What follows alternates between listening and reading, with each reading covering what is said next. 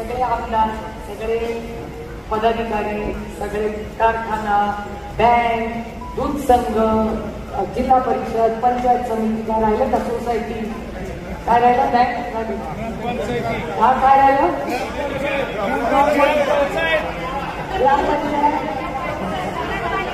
अगो बाई असं नाही बोलले नगरपालिका बँक पण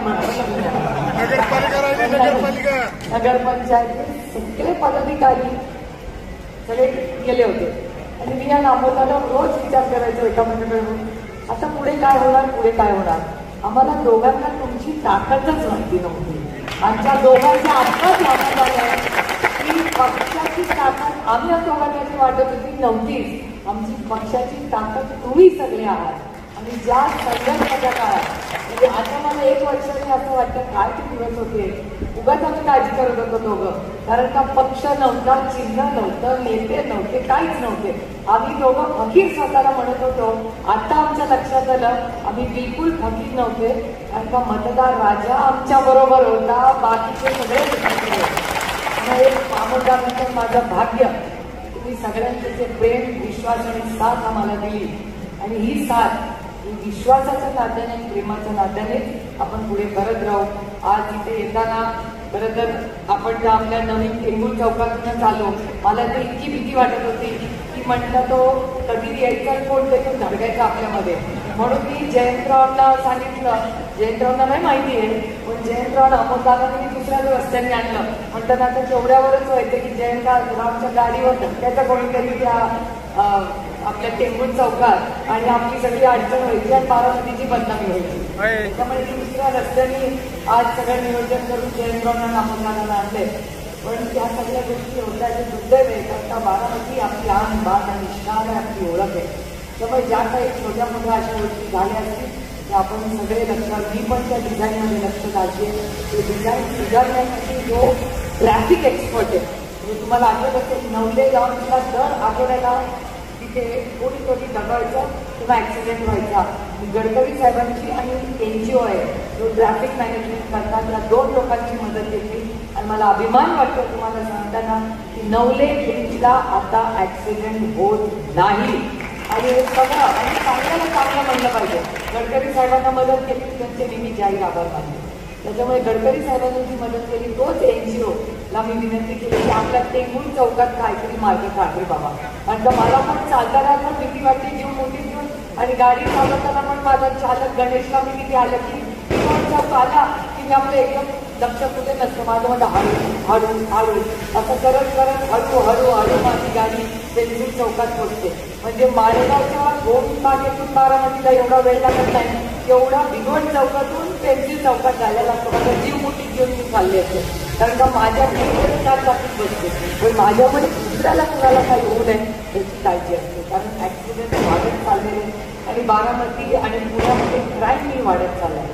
हे खूप पुढचे काय दिवस आपल्याला फक्त इलेक्शन सुरू देणे मला नाही, कोण कुणाला काय देते आणि काय ह्याच्यात पडायचंच नाही आहे. आपल्याला चांगलं प्रशासन कसं महाराष्ट्रात देता येईल याच्यासाठी आपल्याला सरकार बदलायचं. त्यामुळे बारामतीकरांचं हे दिल्लीमध्ये सरकार बदलण्यात खूप मोठं योगदान आहे. आणि मी तुम्हाला खरंच सांगते की लोकांना वाटलंच नव्हतं की बारामती कशी आहे. आज परवाच मला ते एका पत्रकारांनी सांगितलं की बरेच लोकांना बारामतीचं मतदान बघून आश्चर्य वाटलं. मी त्या पत्रकाराला सांगितलं की ज्यांचेही बारामतीच्या बद्दल गैरसमज माझी, कारण का मी अंडर कॉन्फिडंट आणि ते ओव्हर कॉन्फिडंट. बारामती लोकसभा मतदारसंघ आणि शिरूर मतदारसंघ हा एकच माणसाला कळतो आणि त्या माणसाचं नाव शरद पवार. खरंच बाकीच्या कोणाला कळत नाही. आणि ती काय नाती ते काम हे जे आदरणीय पवार साहेबांनी फक्त आणि तुमच्या प्रेमाचं आहे, त्याच्यात कुठली योजना नाही आणि काय नाही, हे फक्त प्रेमाचं आणि विश्वासाचं नातं आहे. आणि आजच सकाळी कोणीतरी एका भाषणात सांगितलं की एक गेली म्हणून बाकीच्या जोडल्या, नाती अशी जोडत नाही. नाती 1500 रुपयांनी नाही जोडली जातो, नाती मनाने जोडली. मला विचाराल तर तो नात्यांचा अपमान, नाते दिल से होते. पैशाच्या नात्यांना व्यवहार म्हणतात, प्रेमाच्या ही नाती असतात त्याच्यात फक्त प्रेम असतं, त्याच्यात व्यवहार नसतो. त्याच्यामुळे त्यांना नातीच कळली नाही, त्याच्यामुळे काय अपेक्षा करणार आहोत. त्यामुळे झालं गेलं गंगेला वाईट. सगळ्यांना शुभेच्छा, त्यांनाही शुभेच्छा. उद्या आता तिथे सुखाची नांदा आम्हाला. आज गंमत झाली, आज माझा फोनच हॅक झाला. फोन हॅक झाला म्हणजे दुसराच माणूस जयंतरावांची गप्पा मारत होता माझ्या फोनवर. जयंतराव शेजारी बसले, जयंतराव मेसेज करतात, भरतात माणूस उत्तर देतोय. म्हणलं अरे बापरे, आता फोन पण हॅक झाला. आधी पक्ष गेला, चिन्ह गेला, आता फोन पण दुसरा चालवायला लागला. काय झालंय कळेना. पण बघा माझ्या पांडुरंगाची इच्छा, पांडुरंगाने पक्ष नेला, चिन्ह दिलं, सगळं नियोजन केलं. पण आपल्या पत्रात काय पाडलं, तुतारी वाजवणारा माणूस. कारण का आता बघा ना, आता वेळ आपण इथे नाही बघत, वेळ आपण फोनमध्ये बघतो. फोनमध्ये सगळं कळायला लागेल, त्याच्यामुळे याची गरजच नाही राहिली. आता बघा किती वाजले वगैरे, किती वाजले, अरे फोन चेक कर रे, झालंय की नाही. तसं सगळंच फोनवर आपलं आयुष्य झालं आहे. त्याच्यामुळे त्या जुन्या काही गोष्टी आपल्याला सोडून द्यायला पाहिजे आणि नवीन गोष्टी आत्मसात करायला पाहिजे. आणि तुतारी न नवीन तुम्ही कन्सिस्टंट.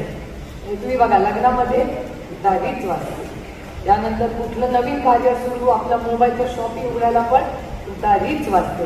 आणि जेव्हा छत्रपती शिवाजी महाराजांनी युद्ध पुकारलं तेव्हा पण तुतारीच वाजली होती. आणि या तुतारी आज खासदार महाराष्ट्रातून निवडून गेले दिल्लीला. महाराष्ट्रातील सर्व बातम्यांचे विश्वासार्ह व्यासपीठ. सकाळच्या सर्व सोशल मीडिया प्लॅटफॉर्मला लाईक, फॉलो आणि सबस्क्राईब करा. तसंच सर्व नोटिफिकेशनसाठी बेल आयकॉन प्रेस करायला विसरू नका.